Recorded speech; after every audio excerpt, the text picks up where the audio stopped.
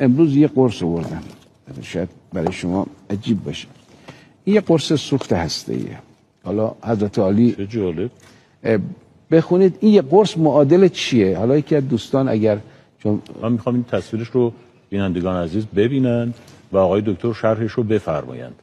آقای دکتر بفرمایید خودتون. این نوشته پشتش یک اورانیوم طبیعی، سوخت اورانیوم طبیعی.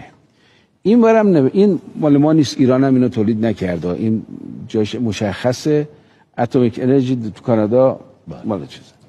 این قرص معادل 807 کیلوگرم زغال سنگه، معادل 677 لیتر نفته و معادل 476 چیز متر مکعب گاز. این همین قرص. بازم اجازه بدید من قرصه رو یه بار دیگه من از سمت قرصه گرفتم ولی نمیدونم دوستان ندیدن شاید.